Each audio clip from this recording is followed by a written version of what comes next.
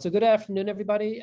My name is John Lassiter, and as many of you know, I'm taking over the organization for the DeFord Lecture Series this year from Liz Catlos, who has managed this the past several years. And I just want to take the opportunity to thank Liz once again for doing such a good job of organizing the lecture series over the past several years, including a fairly rapid transition to the new virtual reality that we've come to know and love in the last year and a half.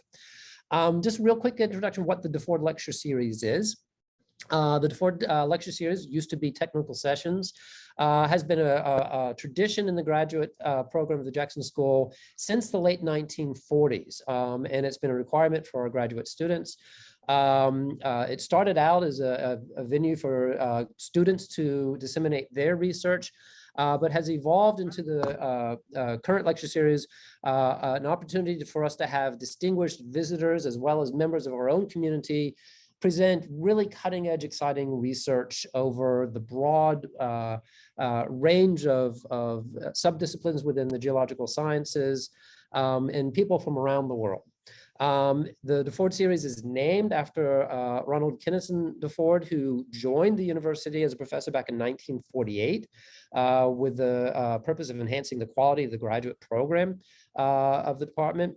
And he was a graduate advisor of the department for a number of years from 1949 to 1967 and supervised 19 PhD dissertations and 126 master's theses. So really quite productive. And one of his enduring contributions was teaching to the teaching of the department was his leadership in the graduate course called Technical Sessions, which has now been renamed in his honor as the DeFord Lecture Series. And so I want to, again, take the opportunity to thank everybody for coming out and joining us. I'm very excited to have our first speaker of the semester, Greg Stock from Yosemite National Park. And Wade Aubin is going to introduce today's speaker. All right, thanks, John. So good afternoon, everybody. It's my pleasure to introduce Dr. Greg Stock to you. He's the park geologist at Yosemite National Park. This is pretty fitting for Greg since he's had a lifelong fascination with the Sierra Nevada. He began rock climbing there and in Yosemite at the age of 15. He went on to Humboldt State University in Northern California for his bachelor's degree, where he and I met. We did our bachelor's together, and he dated cave deposits in the Sierra Nevada. He continued this work with his PhD at the University of Santa Cruz, adding in cosmogenic dating to the study dating of cave deposits in the Sierra Nevada. And he was able to link that to the rivers cutting down in the Sierra Nevada as it uplifted. He finished his PhD in 2004, moved on to a postdoc at the University of Michigan. We worked on linking detrital thermochronology with cosmogenic dating. Then he was hired by the National Park Service in Yosemite in 2006. Greg works on a number of different things in Yosemite, and one of the things he works on, obviously, is rockfalls and rockfall hazards. But he also works on things like the glacial geology of Yosemite, of which there's not much left. In fact, just yesterday, Greg was taking pictures of the few glaciers they do have left just to document their eventual or their slow or quick demise, I guess you could say. So he took advantage of the good air quality yesterday and hiked 25 miles to do that. So, but today he's back in the office and he's going to talk to us about his work mitigating rockfall hazards. Great, thanks so much, Wade. And everybody for tuning in here. So I'm going to talk to you about work that we've done in Yosemite National Park to understand and try to mitigate rockfall hazards in one of the most iconic and most visited national parks, certainly in the United States and arguably worldwide. I am going to try to turn off my video, I think, to save some bandwidth. All right, maybe not. Okay, I'll just keep going. So the landscape of Yosemite National Park should be familiar to folks. This is a classic view of Yosemite Valley there. That's El Capitan on the left, Bridal Veil Fall on the right. Again, this is a very popular park, lots of visitors. And I'm willing to bet that most of the visitors to Yosemite National Park tend to think of this as a fairly static landscape that's been unchanged for millennia. But in fact, that is actually not the case. There are many events like this one here, massive rock falls from the cliffs, some small rock falls, some big rock falls. This is the dominant way in which Yosemite Valley is evolving as a landscape. There are many thousands of cubic meters of rock that are instantly transported from the cliff down to the talus slopes at the base, very rapid cliff erosion. So a lot of natural sculpting of this landscape. But in addition to that being the dominant geological process, it also is a hazard for the many visitors. And this is just one example of a fresh large boulder that tumbled down into a developed area called Curry Village and actually rolled across and onto a number of cabins that just fortuitously were not inhabited at the time. Like, people were in those cabins 20 minutes earlier, but they got up for breakfast. And so there was nobody injured or killed in this event, but it was a really close call. So as Yosemite's first park geologist, I wear a lot of hats. I have to know something about granite. I get to study the glaciers. I do a lot of education and outreach. But fundamentally, my main job here is to help the park with geologic hazards. And specifically, I view it as kind of helping the park move from a purely reactive way of thinking about rock falls to a little more proactive. We cannot predict rock falls, just like nobody can predict rock falls. But in the 15 years that I've been here, we've learned a lot about rock falls. And because my training's in geomorphology, I've kind of taken a geomorphic approach to a lot of this. So what I'll be doing for you is just talking to you about what we've learned about rock falls in Yosemite over the last 15 years and the things we've done to try to keep visitors safe from rock falls. So the first thing to say about the basic geology of Yosemite, the rocks are granitic rocks, and generally they don't have a lot of fractures in them in terms of regional fractures, because there's a lot of massive granite and fairly high internal stresses. The result is that the rocks fracture along surface parallel tensile fractures, which you probably know of as exfoliation fractures, also called sheeting joints. And this is a photograph of the summit of Half Dome, just near where the cable route goes up. And you can see that layered look to the rock. Again, this is granite, so that's not bedding. Those are multiple parallel exfoliation fractures. And when you have one of these fractures that will form and propagate and eventually detach a piece of rock, if the terrain is steep enough, that rock will slide off and be a rock fall. And that's the primary mechanism of rock falls in Yosemite, is this process of exfoliation. But there are a lot of mysteries in that process, and that's part of what we're trying to understand. So one of the great things about Yosemite is that we have a long history of documentation. In fact, the first documented rockfall is in 1857. That's just 6 years after the first party of white people entered Yosemite Valley and started documenting things in that way. So we have a very long database of rockfalls in Yosemite from 1857 to 2020.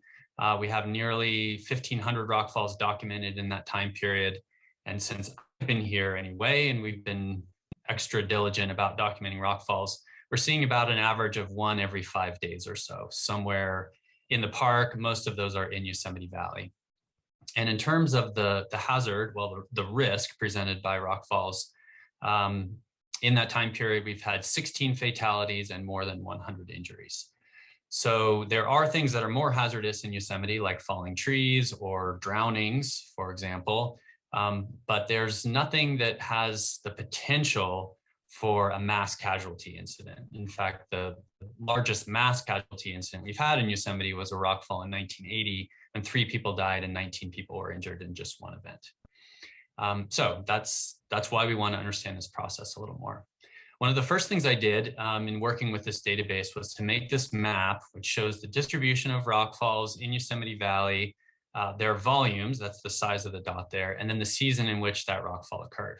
And I was doing so in order to see if there were clear patterns between say, north-facing cliffs and south-facing cliffs in terms of the timing of the rockfalls. And if you see that pattern, please let me know, because I don't really see that pattern here. The main pattern you see is that there appear to be more rockfalls in the eastern part of Yosemite Valley, the right side of that map, than on the left side. And I don't believe that that is an accurate portrayal of the distribution of rockfalls. Instead, that's showing us that we have a strong reporting bias in our rockfall database, because the eastern part of Yosemite Valley is where all the people are. It's where the campgrounds and the hotels and the restaurants are. So strong observation bias in our database. And that's one of the things that I recognized early on and tried to move beyond. And this is a photograph that a visitor sent me a few years ago. I love it because it kind of illustrates this bias. So the people in this photograph are standing at Glacier Point. They've all got their phones and cameras pointed across the valley to a relatively small rockfall that's coming down the wall of Indian Canyon there. And this would be a well-documented rockfall, right? Lots of people reported it. They probably posted their photos and videos to the web. But if a similar sized rockfall occurred in the middle of the night in February, when there weren't visitors around, then nobody would see it. And at least in the previous way we would do things, it would never get documented. So a big part of what I tried to do is move beyond just human observation as a way of tracking rockfall, and just doing more repeat imaging of various kinds, remote sensing. In this case, one of the first things we did was gigapan photography. So very high resolution panoramic images of all the cliffs in Yosemite Valley.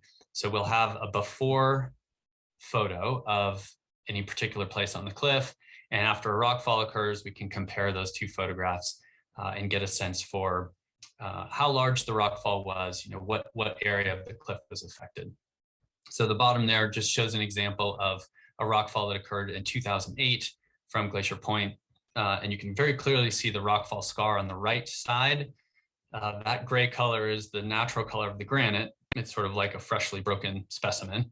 The rockfall has taken all the surface staining, the water staining, and the lichen and so on off with it. And these scars will typically last for decades, sometimes even centuries. They're still visible in Yosemite. So the repeat photography is great. It's only two-dimensional though. We can do a lot more analysis with three-dimensional data. So beginning in 2007, we started regular scanning. We have airborne lidar for all the park, but because the cliffs are so steep in Yosemite Valley, you really need a ground-based lidar unit. And we've been, at this point, we have all the cliffs in the valley scanned many times over, and we try to do at least once a year scans. And that's really helpful because what you can do is, actually, let me quickly show you this, if it's not too glitchy. This is a scan that we did of El Capitan. So this is, an example of a kilometer tall cliff. We have really good data for this, tens of millions of points. The spacing even at the summit is just a matter of a couple of centimeters. And also you can see the different rock types pretty clearly here. The diorites are darker colored. The intensity of the return is less. So we've actually been able to do some geologic mapping of the cliffs just using LiDAR data. This is an example of a rockfall that occurred from the cliff at Glacier Point. We had a scan of the cliff prior to the rockfall, then we took another scan after the rockfall, and you're basically seeing the retreat of the cliff. So what we're showing here is the change from the first surface, the pre-rockfall surface, to the post-rockfall surface. This was a rockfall that was about 70 meters across, roughly 70 meters tall, and on average, about 2 to 3 meters thick, right? Maximum thickness of 7 meters, but in general, that slab was pretty thin. And that's typical of an exfoliation type rockfall, relatively wide, relatively tall, quite thin compared to those other dimensions. And also shown is the strike and dip of the cliff. And you can see that, basically the new cliff surface is identical to the old cliff surface. And that's also a hallmark of exfoliation. And without that fresh color of the scar, it can actually be kind of difficult to track down these rockfall locations because the cliffs often don't look much different after a large rockfall occurs. A tool that we started using almost as often as lidar is structure from ocean photogrammetry. I'm sure you all are familiar with this. This is basically building a three-dimensional model from many photographs taken of a particular thing from different viewpoints, right? So you can make models of just about anything, including these cliffs. We've done a lot of that, but one thing that I think is pretty neat is we were able to basically make a historical structure from motion model using archival photographs. These were photographs taken by a helicopter in 1976 by one of our search and rescue team members. And his goal at the time was to take perspective views of these cliffs in order to aid in searches and rescues.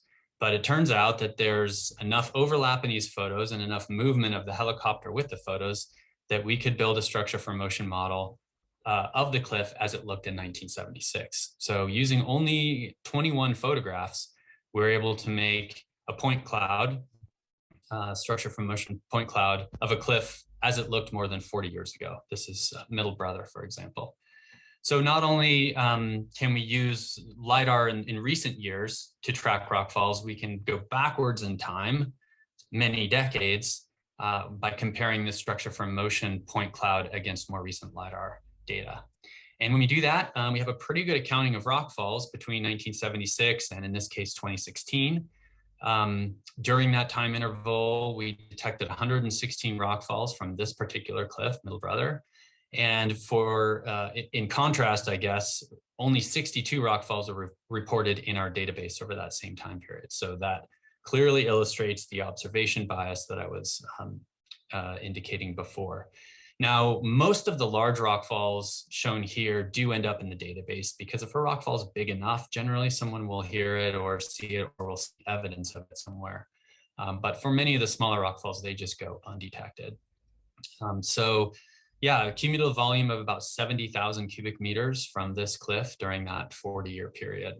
And one other thing that's kind of interesting that we discovered in all this, if you look at the far left side, upper left of the cliff, you'll see a rockfall with a volume of about 23,000, 24,000 cubic meters. That particular rockfall was in our database as having a volume of 600,000 cubic meters, right? So way off. And that volume estimate came from somebody who witnessed this event directly. They were practically right underneath it and running for their lives. But this was in 1987. So there was no LiDAR, no way of making good measurements of this. It was really just people's estimates. And in this particular case, perhaps because they were so strongly influenced by that rockfall, their estimate was way too large. So LiDAR has not only helped us track rockfalls and document previously undocumented rockfalls, it's helped us refine the volumes for these rockfalls. A couple of other things that are kind of interesting. On the Middle Brother Cliff, here are two rockfall scars side by side. They both occurred in the year 2000. The one on the right had a single failure of just under 6,000 cubic meters, and subsequently it's had no further activity. The one on the left had an initial failure of about 11,000 cubic meters, and since then has had many subsequent rockfalls from within the scar. And I don't have a good explanation for that. They're basically the same rock type. They have the same general fracture density, for example. But it just sort of goes to show that there's a lot of complexity in these rockfalls. And just because a rockfall happens doesn't necessarily mean that you're good to go, you know, that there won't be subsequent failures there. In fact, as I'll show you later, we often see that that's the opposite is true, that once you initiate one of these rockfalls, they continue to be active for many years. Another thing that we can do by having a good accounting of rockfalls of all volumes, again, we're getting this mostly through the LiDAR data, is we can generate more accurate rockfall volume frequency distributions like this. So you may have seen something like this before. Yeah, we're basically showing frequency and rockfall volume. This is on a log-log scale. This is a power law relationship. And the B value is the exponent that relates to the slope of the line. And if we look at just the best fit or all the data, the result's pretty much the same. That B value is about 0.3. And that's significant in that if that exponent were 1, that would indicate that there's basically a similar contribution of rockfall volume from rockfalls of all sizes. But as that number gets less than 1, then there's sort of a disproportionate influence of larger volume rockfalls, right? So what this is telling us is that most of the geomorphic work in Yosemite Valley is occurring not by small frequent rockfalls, but by infrequent large volume rockfalls. This also allows us in some situations to get a sense of what the frequency would be for the very largest rockfalls, including rockfalls that may not have occurred historically, but we are able to assess their frequency of occurrence from a plot like this. It's also handy. Speaking of large rockfalls, I want to tell you about a specific example that occurred coming up on 4 years ago. Toward the end of September of 2017, there were 8 rockfalls that occurred from El Capitan over the course of 2 days. There were 7 rockfalls on the first day and a final very large one on the following day, the 28th of September. And events like this are a big deal in Yosemite. There are a lot of consequences to them, but part of why I want to share this example with you is it also sort of shows how helpful it can be to generate a lot of baseline geologic data in anticipation of an event like this, and how that can be used to really improve a response, both like an on-the-ground response and also an outreach response from the Park Service. So again, there were 8 rockfalls over 2 days. The very first of these, these were coming from El Capitan, the southeast face of El Capitan. September and early October is prime climbing season. So there were probably hundreds of climbers on the face of El Capitan when the first of these rockfalls occurred. And in fact, the first one caused 1 climber fatality and severe injuries to his climbing partner. So that was sad. And then there were many subsequent rockfalls that were coming from that same location. And so the park had to do a lot of pretty tricky helicopter work and search and rescue work to get a team up to El Capitan and extract these climbers in between active rockfalls. It was stressful, but they were able to successfully do that. And I was up in a helicopter taking photographs of the cliff at that time. The following afternoon, there was a much larger rockfall. That rockfall had a volume of almost 10,000 cubic meters. And that rockfall came all the way down to the road. That's this rockfall here. That came all the way down to North Side Drive, which is the only road leading out of Yosemite Valley. It's a 2-lane, one-way road. And for the most part, boulders didn't make it all the way to the road, but there was one rock fragment about the size of a football that hit a ledge, had sort of a ballistic trajectory, went all the way to the road, and just happened to hit a moving vehicle and go right through the sunroof of that vehicle and hit the driver in the head. And he was injured. He's okay now. But we had to close that Northside Drive, that road leading out of Yosemite Valley. We just had to do a hard closure on it because we just, to be honest, weren't quite sure what was going to happen next.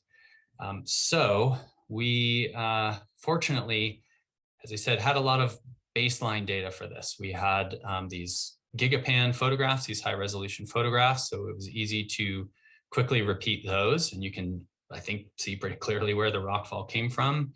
That rockfall scar there is about 140 meters tall or so. And again, the total volume was a little over 10,000 cubic meters for the whole set of rockfalls. Also notice the impact points on the cliff below, and then all of that fresh talus that buried part of an oak forest there. So this is clearly the biggest rockfall that occurred in this part of El Capitan for a few decades or so. Because I was up in a helicopter on both occasions, I was also taking a lot of photographs of the cliff. This is another photo showing that rockfall scar. And on the left, you can see some climbers for scale. There were climbers that were just above this area when the rockfalls happened. The rockfall started in the bottom there. That was the 27th of September. And then it sort of propagated upward, eventually leading to the failure of the rock that led to that big scar that you see there. because I had taken a bunch of photographs from the helicopter on 2 occasions, and again, the helicopter's moving, we have a lot of camera positions, we were able to make a structure for motion model within a matter of hours after both sets of rockfalls occurred. So that was really useful in order to quickly make a digital map, a digital model of the rockfall area. And then I have some colleagues in Switzerland at the University of Lausanne, which is, it's kind of nice to have colleagues in another time zone, it turns out, because I was able to ship them these structure for motion models and the lidar data, catch a few hours of sleep. And when I got up, they had already done the difference analysis so that we had a really good sense of what had happened in the previous 24 hours in terms of these rockfalls. So what I'm showing here actually is a comparison between the lidar data and subsequent structure for motion point clouds that we made from those helicopter photos. And we're also showing the full sequence of rockfalls that actually began in 2010 at the very bottom of this and propagated upward. And again, you can see that the vast majority of these rockfalls were relatively thin, like less than 2 meters thick. And it wasn't until the very last rockfall, which is the largest one at the top there, that it penetrated deeper into the cliff for a maximum thickness of about 8 meters or so. And at that point, I think what was happening is that that sort of pure exfoliation type failure was undermining overhanging rock that was influenced by more regional fractures. And so they sort of tapped into those regional fractures, and we were able to detach larger blocks. So no longer pure exfoliation, more dictated by sort of the structure of that part of El Capitan. One other thing we found, which was pretty interesting, generally you see the cliff move backwards after rock falls because you're losing rock, but there was one section of the wall that was about 20 meters tall or so that actually moved outward by about 20 centimeters. And this is another one of these exfoliation flakes. It's fully detached on the right side, the east side. And basically, I think what happened is after a rock fall occurred underneath it, undermined that, there were fractures that propagated up behind this thing, and basically the whole flake kind of opened up like a barn door. You know, it just swung open by about 20 centimeters with a hinge on the left side. And subsequently, parts of that detached flake have fallen. At the time, you know, we knew it was a relatively small volume flake. We identified its location. We were able to do some runout modeling of what would happen if this flake were to fall, and determined that that really didn't pose a big threat. It would certainly not make it to the road. So it was interesting to see this, because I didn't think it was happening much up there, but apparently it's happening occasionally. But we also knew that it didn't pose a lot of hazard.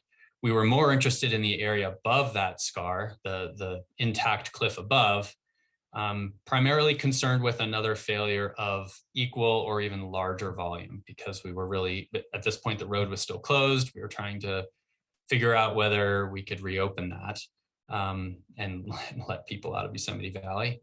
And ultimately, in consultation with other scientists at the USGS, we didn't see obvious signs of an imminent rockfall from that upper area that would be as large or larger in volume. So we did open up the road, and in fact, there have not been any rockfalls from the upper area, but plenty of smaller rockfalls within that big scar there. And finally, this is kind of the rockfall history from that location from 2010 to 2017. Again, the rockfall started at the bottom of the cliff and slowly over the course of many years propagated upward, eventually leading that largest failure in September of 2017. What exactly is going on here is not entirely clear. We did write a paper in 2012 about this set of rockfalls from a different cliff. This is a place called the Rhombus Wall behind the Awani Hotel, where we saw something kind of similar, you know, an initial set of rockfalls and then kind of a propagation of additional rockfalls as they fanned out across the cliff, generally getting thinner and smaller in volume. And we developed some theory for how you can generate new fractures when you lose part of the cliff from an earlier rockfall. Basically, by changing the geometry of the cliff face, you change the stress state of the cliff. And in particular, you concentrate stresses under these overhangs, these sharp corners, and that can tend to propagate fractures through intact rock, or at least partially detached rock, like breaking the rock bridges, the intact rock that connects some of these partially detached flakes. And by the way, we have observed that sort of fracture propagation, not by eye, but you can hear that sound. It actually sounds like gunshots, and they're quite loud, and it reverberates through the valley. Most people have no idea what they're hearing. But on many occasions, I've heard these fractures, and in some of those occasions, that leads to rockfalls, though not always.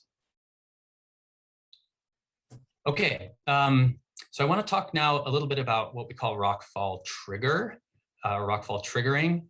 We know that there are processes going on in these cliffs over thousands of years that are slowly destabilizing them, chemical and physical weathering processes that are causing these exfoliation flakes to become more detached with time. But ultimately, there is what we call the rockfall trigger. That's the environmental condition, basically, at the time of the rockfall that is responsible for that rock detaching from the cliff and falling. And one simple way to just get a sense of this is to look at rockfalls by time of year. This comes from our rockfall database. And, you know, in this case, there are a few more rockfalls occurring in the winter and spring than in the summer and fall, but it's not highly skewed toward the winter months. So, you know, that if we're thinking in California anyway, winter is the rainy season, rainy and cold, that, you know, there is more of an influence of rain and maybe something like freeze thaw processes occurring to trigger rockfalls, but it's not a strong relationship. One of the things that we do with the database is when we record a rockfall, we note the environmental conditions, and then through a fairly simple correlation analysis, like really what were the environmental conditions at the time of the rockfall, we will assign a probable trigger, right? So what we think the rockfall trigger might have been. And in the case of an earthquake, for example, that's a pretty solid assigning of a trigger. The ground is shaking and the rocks are falling. Okay, we'll put that down as earthquake. It becomes a lot trickier when a rockfall occurs on a clear day, the day after a storm. You know, perhaps it was precipitation that triggered that rockfall. It might have been a temperature change or a humidity change. It's kind of hard to know. But when we tally up all of the assigned triggers from the database, we see a couple of things. First of all, precipitation is a dominant trigger. And this is not so much saturating the rock because it's massive granite. But what's happening is that those exfoliation fractures, especially the really thin ones, are filling with water, and that generates cleft pressures that are sufficient to continue propagating those cracks and cause the rock to fall. But the other interesting thing, okay, so then you've got a bunch of other potential triggers that are all pretty small slices of this pie. We have a category of unknown, and those are usually entries in the database that are quite old, from the late 1800s. And we just don't know anything about what the environmental conditions were at the time, and the documentation contains no information about that. To me, the most interesting category here is that unrecognized. So what that means is that that's a rockfall that it occurred at a time when we can document the environmental conditions quite well, but there's still nothing obvious to trigger that rockfall. These are often rockfalls that occur on clear, warm, sunny days in the summer when effectively none of these categories are in effect. So what's going on there? And that's an area of real interest to us. Here are just two examples of rockfalls that occurred with unrecognized triggers. Note the blue sky in the background. It's just not a day when you would expect a rockfall, but I will say that the longer I've been here, the more I've come to expect this, that really rockfalls can happen at any time, and they often do happen on clear, warm days in the summer. So that got us thinking a little bit about the role that temperature might play in triggering rockfalls. So we set up an experiment near the Royal Arches at the base of this cliff here. And in particular, we were looking at this big, partially detached exfoliation flake. That's my colleague, Brian Collins from the USGS there hanging off the cliff. You can get a sense of the scale of that flake. And then the other photograph shows a custom-made crack meter, basically, It's an extensometer, so you glue it to each side of that crack, and if that sheet were to expand out, it would record the change in the crack aperture, the width of the crack, which is about 10 centimeters or so. And we had that made to, I think the tolerance was like 100th of a millimeter, right? So we were looking for a really small deformation, but turned out that we didn't need to have it quite that precise because we saw a lot of movement. The other thing we did is we put temperature, humidity, solar radiation sensors on the inside and the outside of this flake, and we just let it run for 3.5 years to see what we could see. And we saw a lot of movement. So the top panel there is showing the change in crack aperture over a period of several days in the summer of 2011. And basically what you're looking at there is a daily cycle, right? So the bottom panel is showing temperature inside and outside in red, and solar radiation. Basically what's happening is the temperature is driving the expansion of that detached rock sheet. It's still pinned at the top and the bottom. So the thing is kind of bowing outward and then contracting back in at night. Bowing outward again during the day, contracting back in at night. It's doing this every single day. It's doing it right now. The other thing we see is that there's sort of a progressive opening of the aperture as the days go on in the summer. That's that sort of hysteresis loop in the lower right corner. So the crack aperture is progressively expanding out in the summer, and then it contracts back in again in the winter. So there's a daily cycle, there's a seasonal cycle. And finally, after 3.5 years, we found that there was like a permanent, small, but permanent opening of that crack. So about a 1 millimeter per year crack aperture widening when you get back to, say, January 1st or June 1st of each year. So this cyclical thermal stressing is causing this flake to expand and contract every day. It opens more in the summer, contracts back in the winter, but there is permanent outward deformation associated with propagation of the cracks at the tips where this thing is being held on. And eventually that's probably going to fail, and it's probably going to fail during a hot summer day when the amount of deformation is at its greatest. So not only is this a preparatory factor that destabilizes these flakes on the cliff, but it can actually trigger the rockfalls themselves, and that's likely to happen on a hot summer day. So we were pretty stoked when this was covered by the Daily Mail. Just kidding. I also want to say that around the same time that we were publishing this paper, we were made aware of some like explosive type exfoliation that was occurring in a dome just north of the park. This was pretty well documented. So we went up there and put in these same crack meters in some of these cracks and documented the exfoliation events there. And we found that each one of the exfoliation events, shown as those vertical black dashed lines there, corresponded with the warmest time of the year in 3 years in a row, right? So basically there weren't exfoliations occurring in the colder winter months, only in the hot summer months. Again, suggesting a strong link between temperature and exfoliation. I mentioned rock bridges before. These are the areas of intact rock that hold these exfoliation sheets to the cliff. And ultimately, in a lot of cases, it's the failure of those rock bridges that leads to the rockfall. And these are kind of hard to see until after the rockfall occurs, right? We can map them. We can map out the fresh rock after the rockfall occurs, but it would be really nice to know how much of the rock is attached prior to failure, right? And start to map out these rock bridges.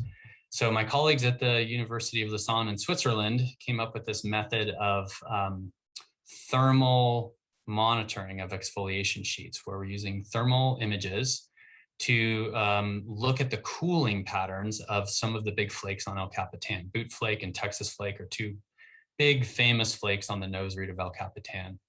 And basically by imaging the cooling of these flakes relative to the cliff behind them, right? They cool faster because they're partially detached, but the pattern of cooling can start to hone in on warm areas within the flake where we presume that there's still attachment. And so here, for example, we're mapping out the potential rock bridges that are holding these flakes to the cliff. And in the case of boot flake, 9% of that flake is still attached to the cliff. Only 11% of Texas flake is attached. We don't know where the critical threshold is for, it's going to be different for every flake and every flake orientation. But it's clear that these rock bridges can be pretty small and the flakes are still attached to the cliff. But these various stresses that I've been talking about are always attacking the edges of that rock bridge, and eventually the crack through it will go from subcritical to critical, and it will fail immediately. Okay, another thing I want to talk briefly about is some of the work we've done with the very largest rock falls in the valley. These are prehistoric rock falls, massive ones, like tens of millions of cubic meters. They go far out over the valley floor, and they look really old. But these things would be very problematic if they were to happen today, because they go way out beyond the active talus slope onto the floor of the valley. So we just wanted to get a sense of what these things are and how old they are and potentially what their triggering is. So there are about 10 of these, mostly in the eastern part of Yosemite Valley. We've done detailed mapping of these. Part of our motivation for studying these is something that John Muir witnessed. You probably know John Muir. He's kind of a famous conservationist who was based in Yosemite for a lot of his life. And he was in Yosemite Valley on the 26th of March in 1872 when the Owens Valley earthquake occurred. This is like a magnitude 7.5 or greater. Shook Yosemite pretty hard. And even though it happened at night, he felt the earthquake, ran outside and saw the rock fall because the quartz in the granite was sparking against other quartz and creating what looked like a streak of fireworks going down the cliff. So Muir then thought that all of these big old rockfall deposits were earthquake triggered. And that was something that we set out to test. So we did Cosmogenic beryllium-10 exposure dating of these rock avalanches. And I'll just say that these particular rock avalanches are really good for this sort of dating because they're instantaneous events. They're mostly mobilizing material that was shielded within the cliff prior to failure. Once they are out on the valley floor, there's almost no modification of these. The river is not doing anything to them. There's not a lot of erosion of the granite. And then there's lots of quartz in there, which is the target mineral for beryllium-10. So just to show you one example, this is the old Yosemite Village rock avalanche. 4 ages there, very reproducible. These are some of the best data I've ever worked with. So we can calculate a mean age of 2,360 years. That sort of looks like this in a probability density plot. And when we do that for all the rock avalanches, the first thing we see is that they are not all the same age, so they don't result from a single earthquake. They're not all clustered around the timing of deglaciation, so it probably doesn't relate to retreat of the glacier from Yosemite Valley at about 15 or 16,000 years ago. In fact, they're kind of spaced. There's a little bit of clustering in the last 4,000 years or so, but in general, we're seeing every couple of thousand years one of these big rock avalanches occurring. And when we compare that with all the known ruptures along the Sierra Nevada frontal fault zone from Lake Tahoe down to the Owens Valley, those are shown as the black bars there. And in general, there appears to be a decent correlation between when the rock avalanches occurred and when the earthquakes occurred. These are all within a 200-kilometer radius of Yosemite, and they're inferred to be magnitude 7s or greater. So we're still kind of working on trying to analyze this in a more statistically robust fashion. But in general, there is some support for Muir's notion that the largest rock falls in Yosemite were earthquake triggered. Okay, and then the last thing I want to talk about is applying at least some of the science that I've talked about here to help manage rockfall risk in Yosemite. And the first thing I'll say is we're not really managing the hazard. We don't do that in Yosemite. We're not bolting rocks to cliffs or blasting loose rocks or building big catchment structures. Partially that's inconsistent with the notion of a national park, and partially it's just bound to fail. I mean, when you're talking about tens of thousands of cubic meters, a fence is not going to catch that. So what we want to do is manage the people side of the risk equation. We want to manage people's exposure to the hazard and try to avoid situations like this, where we've had boulders and trees that were knocked over by boulders smashing through cabins with people in them. And it turns out to be not, I mean, it's not an easy task. When I showed up here in 2006, there was a lot of development within the active talus. And in particular, what we call outlier boulders, these really big boulders that actually extend beyond the edge of the talus because they're large. They have greater mass, and they tend to just sort of blow over any of the roughness on the talus. So they go to the edge of the talus and beyond. And these are campsites that used to be up near the talus at Camp 4, the climber campground. So, one of the things we did for a lot of these boulders was to use exposure dating to date when they landed in that position. That gives us a sense of the frequency of occurrence for boulder deposition in these zones. We also employed computer rockfall runout modeling, and you can do this in a lot of different ways. In this case, we're just choosing a particular place and modeling the resulting trajectories of the rock fragments that occur from the rockfall. What proved to be more useful was sort of a valley-wide approach where we weren't specifying individual source areas for rockfalls. We were just generating them from all slopes greater than 60 degrees and seeing how the topography would steer those rockfall trajectories and ultimately how much energy they had for runout. And you can see for most rockfalls, they're not going to go all the way across the valley. They're actually not going to go very far beyond the base of the active talus. So in the end, we used a lot of field mapping, the dating, the computer modeling, and put all this together into a study delineating a rockfall hazard line. And that's the blue line there. Basically, it's a probabilistic line that represents a 1 in 500 exceedance probability, or that's like a 10% chance in 50 years that a rockfall boulder is going to go beyond that line. And then we looked at all of the buildings within that rockfall zone. And because this is a national park and we track all this stuff, we know exactly how many people hours per year each structure has, and therefore what its risk is. And that represents the colors here. That's like the risk metric that we develop for each structure.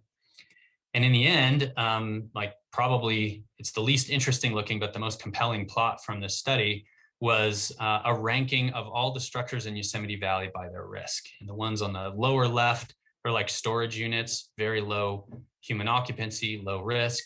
The ones on the upper right are things like dormitories with lots of human exposure, high risk.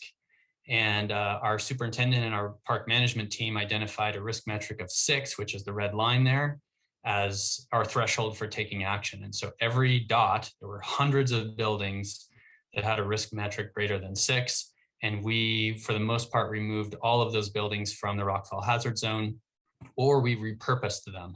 So for example, 2 of our nice new dormitories were repurposed to become even nicer storage units. And in the end, by taking those actions, we were able to reduce risk from rockfalls by 95% to these structures, which is a big reduction. And the last thing I'll show you is, so we did that study in 2012. We moved a lot of buildings in 2013. And in the winter of 2014, there was a boulder that came down in the middle of the night from Glacier Point.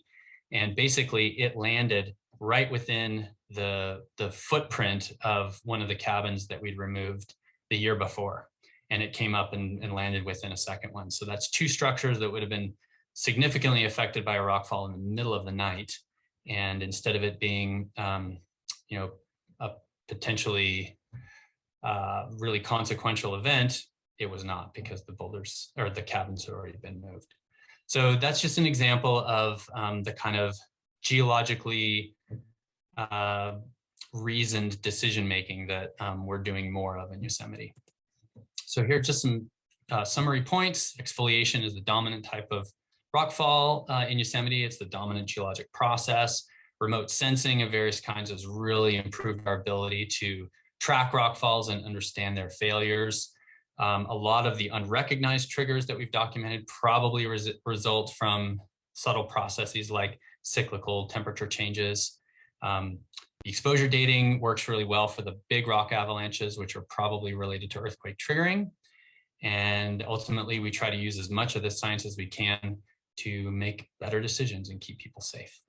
So with that, I'll thank you for your time.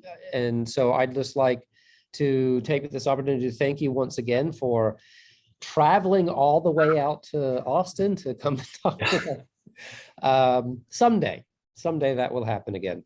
But thank you very much for sending us off on a great start for what I hope is going to be a very interesting semester with a lot of interesting talks. Thank you, everybody, for coming. And let's all raise our hands and thank our speaker. You know, we used to all do this, and we can do this now.